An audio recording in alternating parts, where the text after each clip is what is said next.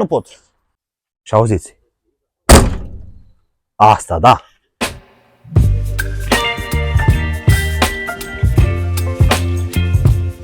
Salutare prieteni dragi și bine ați revenit pe canal. Suntem astăzi la un prieten al meu acasă. Ne-a împrumutat mașinuța asta să o filmăm, să vă arătăm și vouă ce bijuterie de mașină este aceasta. Vorbim despre un BMW, cum zic românii, BMW ursuleț. Avem aici un BMW E30 din 1992, ultima serie din E30. Pentru că după 92, 93 deja au început să producă alte BMW-uri, cred că nu mai știu minte acum ce exact. Și ăsta a fost exact ultimul pe care l-au produs. Vorbim despre un motor de 1.8 benzină aspirat, natural, cu 115 sau 116 căluți. Povestea acestei mașini este în felul următor. Prietenul ăsta meu o lua mașina asta din Berlin, din Germania. O luat-o, dar într-o stare de aruncat la gunoi, să zicem așa, pentru că abia au venit cu ea din Berlin. Au zis că era de refăcut toată, mi-a arătat niște poze. Poate o să le cer și o să le pun aici în filmare ca să vedeți cum arăta înainte. Era total, avea pete de rugină, avea, nu știu, motorul nu mai era bun, era de aruncat la gunoi. Interiorul era varză, deci chiar era foarte rău. El a luat-o cu 4700 de euro din Berlin, o adus-o până în Viena și au restaurat-o. O durat restaurarea aproximativ 2 ani, au zis. Asta este prima vară ce o scos-o în sfârșit din garaj să o plimba cu ea. Culoarea este făcută, aia originală. Dacă veniți mai aproape să vedeți ce culoare foarte, foarte frumoasă are. Are un verde așa, nu știu ce verde e, că e verde închis, dar totodată văd că atunci când te plimbi și te miști în dreapta-stânga, umbrele parcă închide sau deschide culoarea. E foarte interesantă culoarea. El a făcut interiorul, l-a curățat, l-a restaurat el. Motorul este nou, o să deschidem imediat și capota. Jantele sunt alea originale a ei din 92, doar că au fost restaurate și jantele. Plasticurile de desubt au fost refăcut tot, pentru că era tot ruginit și așa mai departe. Da, este cabrio, deci cum puteți vedea, asta dă o senzație mult mai frumoasă la mașină. Și acum hai să începem cu motorul, să vă arăt încă o chestie. În primul rând, capota se deschide în față și eu cred că și mașinile din ziua de azi ar trebui să se deschide așa, pentru că lucrez parcă mai bine pe motor. Dar în fine, uitați-vă aici, scrie chiar pe el culoarea originală ce era a mașinii.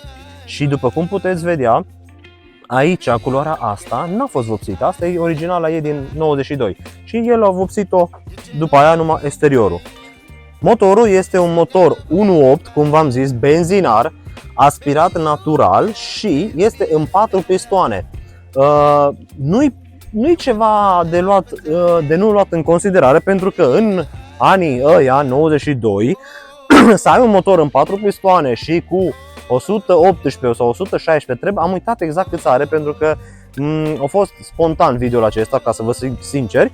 Nu era ceva ce fiecare om își permitea, să zicem așa. Și uitați aici, emblema de la BMW o avem, aici se poate accelera, vedeți aici, valvula asta. Și cam asta e motorul, cum am zis, el motorul vechi, l-a aruncat la gunoi. Și sau mă rog, nu l-a aruncat tot, dar erau multe bucăți de aruncat la gunoi, l-au restaurat. Și motorul ăsta are 4000 de km, zis. E motorul complet nou. Deci mașina asta de acum încă mai duce încă pe atâția cât o dus până acum. Închidem aici capota și o să intrăm la interior sau, mă rog, la exterior. De închis capota aici e mai complicat, pentru că tu trebuie să o dai jos și după aia parcă, eu zis, să o împingi în față. Wow, ce interesant! Deci nu trebuie să trântești pe astea noi, bum și gata. Fine. Da, ăsta este E30-ul facelift, din ce mi-a zis băiatul, pentru că la celălalt, modelul mai vechi, n-avea farurile exact așa și are aici grila un pic mai modificată față de modelul celălalt.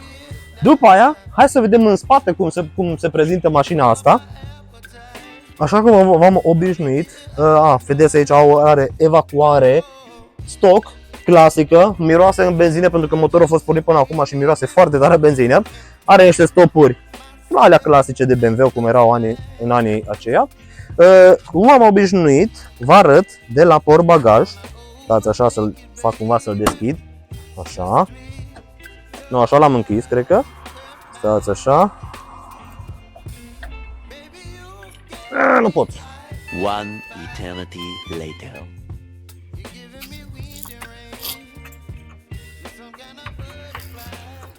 Stai, pune mașina să deschide. A few moments later. Vă arăt prima dată portbagajul și la pistă rezistant și e foarte interesant și am rămas așa, deși e o mașină cabrio, are o grămadă de spațiu în portbagaj, e foarte mare portbagajul. Uitați-vă și voi aici cât de adânc îi și mare. Gen, acum cu mașinile astea noi, ca să mergi, nu știu, dacă vrei să mergi București-Constanța cu un cabrio, foarte greu, pentru că n-ai locuri de bagaje și în spate tot așa, nu încape nimeni. Deci portbagajul, nu știi, ceva wow, sincer să fiu acum, pentru că eu mi-aș lua una din asta, pentru că până acum am fost așa un pic sceptic să zic, bă, să-mi iau un cabrio, nu am portbagaj, locuri în spate nu am, doar pentru mine și Ioana, e mai nasol. Dar uitați asta, ce faină e. Ia să o închid acum și mergem mai în față. Uitați aici. Uitați. Nu am cum să deschid ușa, dar uitați cât loc este și aici în spate. Deci doi oameni aici în cap liniștiți. Ok, poate nu ca să faci 1000 de kilometri, dar ca să mergi o oră, 2 ore maxim de drum, în această mașină se încape liniștit și chiar foarte bine. Are boxe, văd că are și boxe și pe spate. Și un lucru ce am vrut să vă zic, numai că acum nu știu exact cum se face, capota se închide manual, deci nu avem niciun sistem automat, nimica, trebuie aici ridicat și întins încolo. Acum nu o să mai desfacă, trebuie să chem acum pe prietenul ăsta meu să-mi arate, pentru că nu știu cum se face și nici nu vreau să fac, pentru că am uitat să vă zic, o băgat în mașina aceasta, ca să fie în stadiul ăsta, cum vedeți voi, o băgat undeva la 8.000 de euro, aproximativ. Și 8.000 plus 4.700, suntem undeva la 13.000 de euro aproape, așa că lăsăm acolo, nu atingem. Acum vom intra, o chestie ce vreau să vă arăt neapărat. Știți și voi că sunt reel-urile alea pe Instagram sau videourile alea cu toți oamenii ce iau un G-Class-ul și trântesc portiera sau ușa de la mașină ca să facă gălăgia aia de mașină veche. Uitați-vă la asta acum. Ascultați aici ușă, cum se deschidea și cum se închidea odată. Uitați. Vino mai aproape ca să se audă bine. Și auziți. Asta, da. Vedeți? Așa se deschide, se închide ușa. Totodată vreau să vă arăt de jante. Jantele astea, sunt alea, cum v-am zis și mai înainte, sunt alea originale și au fost duse în cuptor, o zis, băgate în cuptor, cu nisip, dat jos până la fier și revopsit tot. Foarte faină și chestia asta. Hai să intrăm acum pe locurile dinăuntru, din față, să vă arătăm cum se vede bordul și după aia o să vedem, să facem și un test drive, să vedeți cum se aude motorul și ce sunet are. O să pornim mai întâi aici și să vedeți și voi cum se conduce. Apropo, este tracțiune pe spate. Vă promit și vă mărturisesc că eu încă n-am intrat în ea, acum este prima dată. Vedeți că încă radio nu l-a pus băiatul, pentru că nu a avut încă posibilitatea de a pune radio. Dar vedem în felul următor. Are o cutie manuală în 5 vitezi. Aici la schimbător are culorile de la M. Acum eu nu știu să vă zic sincer dacă mașina este M, pachet M sau nu, pentru că nici nu l-am întrebat. Afară n-am văzut nimica în spate scris, dar probabil că ăsta este fake aici, nu cred că este M pachet. Dar o să întrebăm și dacă așa o să vă las la comentarii. Ce vedem aici e că are geamurile față și spate automate. Și noi vorbim de 92. Deci eu încă nu eram născut, acum mi-am dat seama când a repetat 92. Eu nu eram născut, mașina asta este mai bătrână decât mine, deci eu trebuie să o respect. Da, scaune în piele, vedeți și voi aici piele. Da, vă dați seama, oricum din 92 până acum sunt întreținute destul de bine. Aici are, cred că, de băgat casete. Vedeți că este, poți să bagi 1, 2, 3, 6 casete și să asculți la casetofon casete. Scaune încălzite, dreapta-stânga. Deci eu abia n-am ia din 2017 am așa ceva. După aici normal, din asta de aruncat țigările. Ce nu văd, n-are cup holdere, deci aici nu poți să mergi și să bei. No, asta este. Oricum, dacă stai în mașina asta, nu cred că o să bei. Și e foarte frumos, e că e cabrio. v-am zis și vă mai repet, și visul meu este să-mi cumpăr o mașină cabrio, pentru că senzația de mașină cabrio rămâne senzația de mașină cabrio. Vedeți aici, da, aici cred că se reglează, da, aici se reglează automat și oglinzile, boxe, un ceas aici, ce cred că funcționează, da, e un pic mai în urmă cu câteva minute, dar funcționează, încălzire, modalitățile de a încălzi și claxonul. Nu merge, că nu e băgat în contact. Vedem că arată în bord 240 la oră. Acum nu știu dacă prinde 240 de km pe oră, dar arată în bord 193.000 de km. Hai că vă iau eu un pic camera să vă arăt. Uitați aici. 193.000 de km, dintre care ultimii 4.000 au fost făcute cu motorul ăla nou. Wow! O să pornesc acum un pic motorul ca să auziți și voi și sper că să se audă, că prin filmare nu se aude ca și în realitate. Dar hai să vedem. Deci, dăm prima cheie, să vedem dacă pornește la prima cheie. Wow, uitați aici, deci cutia merge chiar foarte, uitați aici, cu un deget, ia. Cu un deget merge. Oh, jucați-o pe asta. Hai să dăm o cheie, hai să vedem.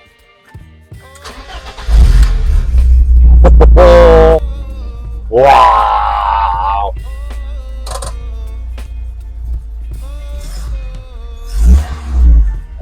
Ceea ce pot să spun e că mașina aceasta este chiar o bijuterie.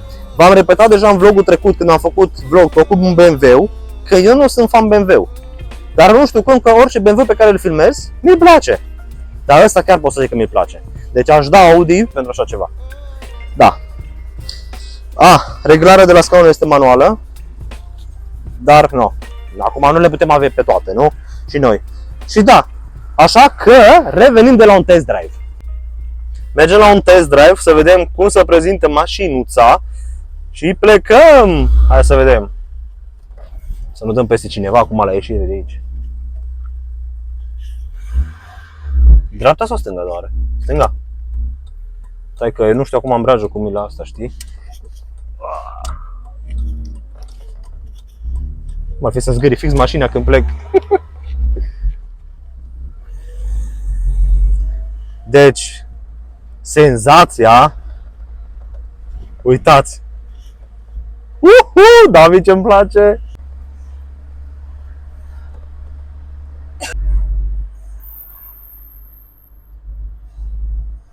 Mergem acum să tragem niște cadre faine prin serpentine și așa. În spatele avem pe proprietarul mașinii, numai că el nu vrea să fie filmat, așa că nu o să îl filmăm. Dar ceea ce vă pot spune e că mașina asta este chiar brutală.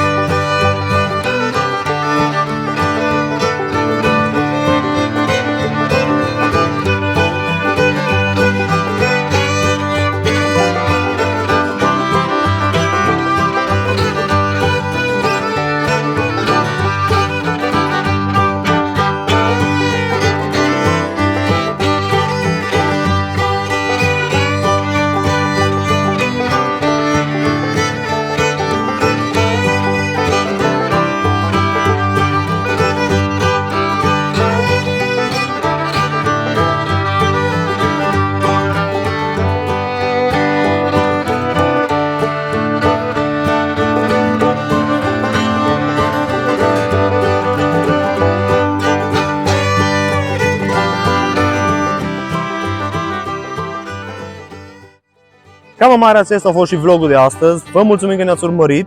BMW-ul ăsta o să rămână în istorie oricum, mie îmi place foarte mult. Îi mulțumim încă o dată lui David, îl cheamă pe prietenul ăsta meu. El nu a vrut să-i arete pe cameră, asta este.